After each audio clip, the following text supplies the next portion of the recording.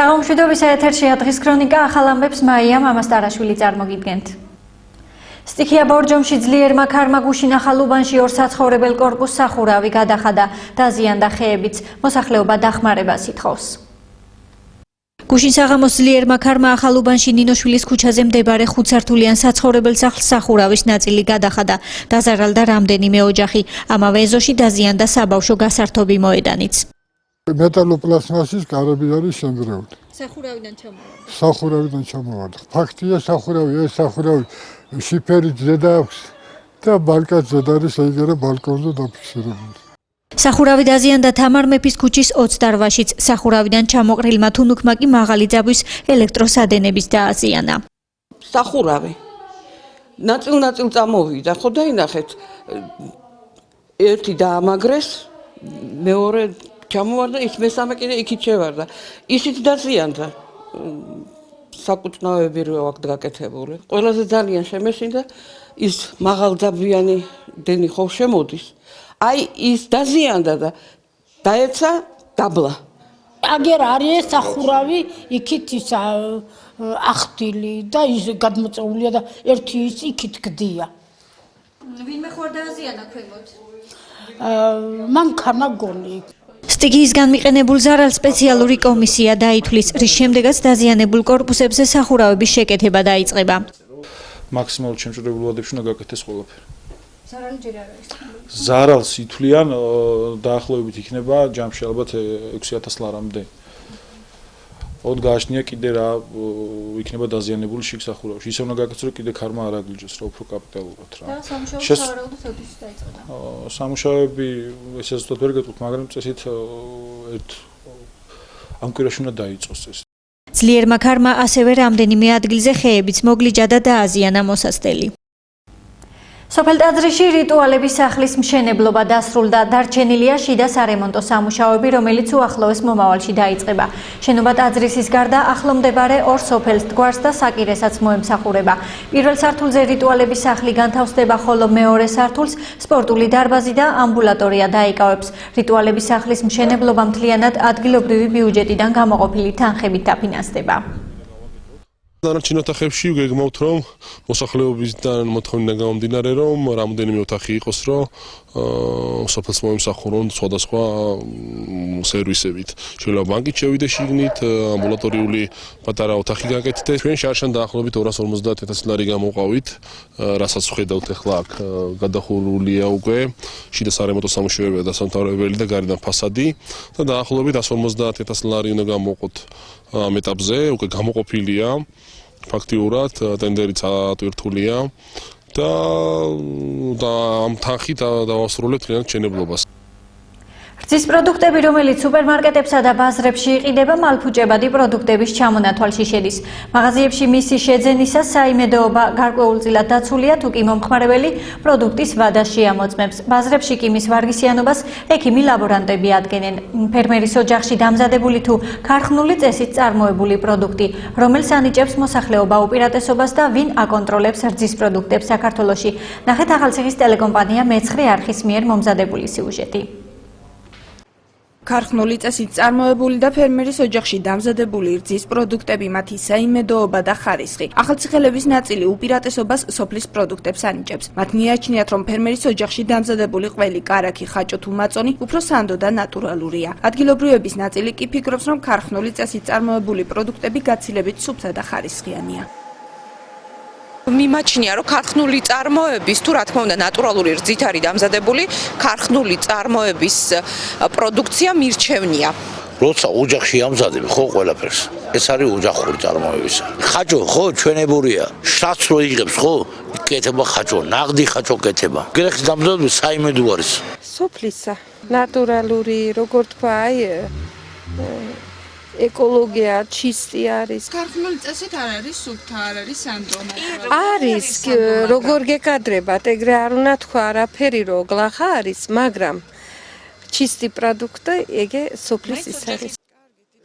პროდუქტები, რომელიც სოფლის პირობებში მზადდება, გასაყიდად ძირითადად ადგილობრივ სავაჭრო ცენტრში გადის და მოსახლეობას ამ გზით მიეწოდება. ახალციხის სავაჭრო ცენტრის მენეჯერი ირწმუნება, რომ მათთან არსებული რძის პროდუქტები სუფთა და ხარისხიანია. მის საიმედოობას ალფა მარკეტში ახალციხის სავაჭრო ცენტრის ექიმი ლაბორანტი ადგენს. გიორგი ბალიაშვილის თქმით, კარაქი, არაჟანი, ხაჭო თუ ყველი შემოწმების გარეშე ბაზარში გასაყიდად არ გადის. ლაბორანტის მტკიცებით, რძის პროდუქტების უხარისხობის დადასტურება მათთან იშვიათად ფიქსირდება. მოწონება პირველ რიგში ვიზუალურად თორემ როგორ ელექტრიკულად.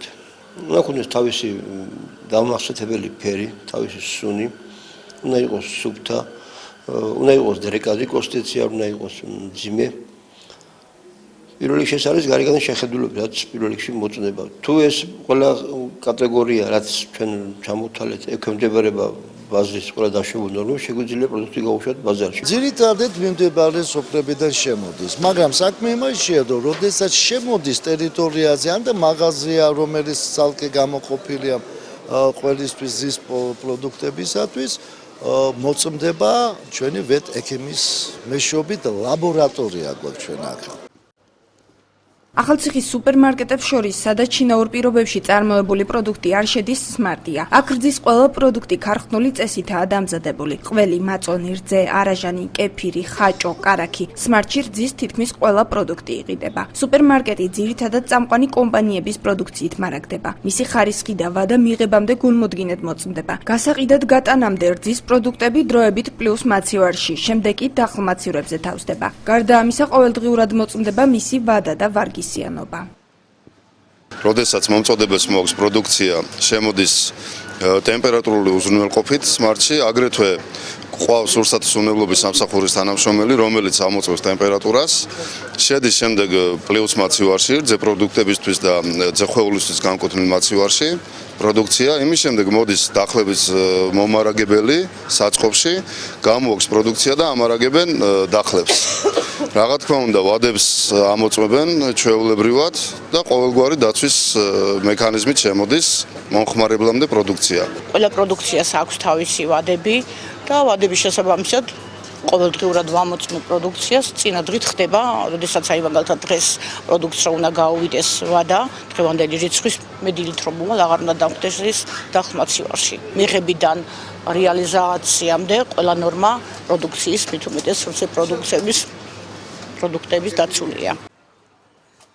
საკვები პროდუქტები ქვეყნის მასშტაბით ორგვარად სახელმწიფოს მიერ და შიდა წარმოების პროცესში მოწმდება. რეალიზაციის ეტაპზე ნიმუშების აღებას სურსათის ეროვნული სააგენტო ახორციელებს. შემდეგ კი აკრედიტებულ ლაბორატორიებში ნიმუშების კვლევა მიმდინარეობს. სურსათის დეპარტამენტის უფროსი ქარხნული წესით წარმოებულ და ოჯახში დამზადებულ რძის პროდუქტებს ორი ნიშნით განასხვავებს. კახა-სოხაძის აზრით, ქარხნული წესით რძის პროდუქტების დამზადება შედარებით უფრო დიდ მასშტაბებს მოიცავს, ვიდრე სოფლის პირობებში. გარდა ამისა, ტექნოლოგიური ციკლი ორივე შემთხვევაში სხვადასხვაგვარია, რადგან ფერმერის ოჯახში პროდუქტის დამზადების წესი გაიგივებული და მიახლოებულია ძველ ტრადიციულ მეთოდთან, ხოლო ქარხნული წესით წარმოებას განსხვავებული სავალდებულო პრინციპები გააჩნია, თუმცა უნებლობის თვალსაზრისით მოთხოვნები ორივე შემთხვევაში ერთი და იგივეა, განმარტავს კახა-სოხაძე. ნედლეულის მიღების მეთოდები სხვა არის, დამუშავების მეთოდები სხვა არის, იქ სხვა ინგრედიენტები გამოიყენება ქარხნული წარმოებისას და შესაბამისად საპროდუქცია ეტიკეტირება მისი შემდგომში ექსპედიცია, ანუ ეტაპები სხვადასხვა არის. ანუ უფრო მრავლობითი ეტაპი არის ქარხნული წარმოებისას, ვიდრე გლეხურად დამზადებულ პროდუქციაში. კახა-სოხაძის განმარტებით, საეჭვო სურსათის შეძენის შემთხვევაში მომხმარებელი სურსათის ეროვნულ სააგენტოს უნდა დაუკავშირდეს. მას მიაჩნია, რომ კონტროლის ყველაზე ეფექტური სახე სამომხმარებლო კონტროლია. სურსათის დეპარტამენტის უფროსის მტკიცებით, ნებისმიერი სახის შეტყობინების შემთხვევაში ეროვნული სააგენტო კანონმდებლობის ფარგლებში ოპერატიულ ქმედებას განახორციელებს. არასახელმწიფო ენაზე წარმოებული მხატვრული ფილმების სუბტიტრებით განთავსების მაჩვენებელი 30-ის ნაცვლად 10%-მდე შემცირდა. ამის შესახებ ინფორმაცია საქართველოს კომუნიკაციების ეროვნულმა კომისიამ გაავრცელა. აღნიშნულით რეგიონულ მაუწყებელთა ასოციაცია კმაყოფილია. როგორია ტელემაყურებლების პოზიცია ეთერში ფილმების სუბტიტრებით ჩვენების შესახებ და როდის ამოქმედება ახალი რეგულაცია. ნახეთ ახალციხის ტელეკომპანია მეცხრე არხის მიერ მომზადებული სიუჟეტი.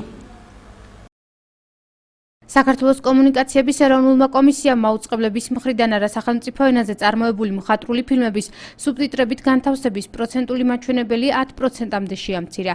ინფორმაცია თავად მარეგულირებელმა კომისიამ გაავრცელა. ამ გადაწყვეტილების მიღებამდე კომისიამ ყველა მაუწყებელს წერილობით მიმართა, რათა საკითხისადმი მაყურებლის დამოკიდებულება გაერკვია. ადგილობრივი მოსახლეობა ტიტრირებული ფილმების ჩვენების ვალდებულების საერთოდ გაუქმებას მოითხოვს. სურათს ვადევნო ყურით უნდა ვიკითხო, ახლა ძალიან ძნელია ჩემთვის, მაგრამ არის ხალხის კატეგორია, რომელიც აი მხედველობაში მყავს სმენა დაქვეითებულები. იმათვის კი ბატონო, გასაგებია, მაგრამ ამით ახლა ჩვენ არც ისინი უნდა შევზღუდოთ, ხო? მაგრამ ჩვენს ცოდვები ვართ. ანუ იყოს ერთიც და მეორეც ერთდროულად. მე მგონი მაგითი პრობლემა მოიხსნება და არაფერი არ დაშავდება, ხო? გახმოვანებულია თქმა. რატო? როგორ მისი ნათარგმნი რა იმისი გახმოვანებული და ტიტრირებული რაღაცას რომ ერთი და იგივე ხო არ იქნება? იმიტომ რომ იმას უსმენდა ტიტრებს და ვერც ასწრებს ზოგიერთი, ახლა ვიღაცას თვალსაკლია, ვიღაცას უჭირს, გაიგე, ტიტრები იკითხოს თუ ნახატებს უყუროს. ფილმების სუბტიტრებით ტელეკომპანია მეცხრე არხის ეთერში 2009 წლიდან მისი კანონში შესვლის დღიდან გადის. ახალი რეგულაციის დაწესებას ტელეკომპანიის ტექნიკური დირექტორი დადებითად აფასებს, თუმცა ლაშა ბუტულაშვილი განმარტავს, რომ სუბტიტრებით გათავსებული პროცენტული მაჩვენებლის 10%-მდე შემცირება საეთერო ბადეზე დიდ გავლენას ვერ მოახდენს. მეცხრე არხს ეთერში მაინც ტიტრირებული ფილმების გაშვება მოუწევს, რადგან ტელევიზიას სხვა ფილმის შეძენის სახსრები არ გააჩნია.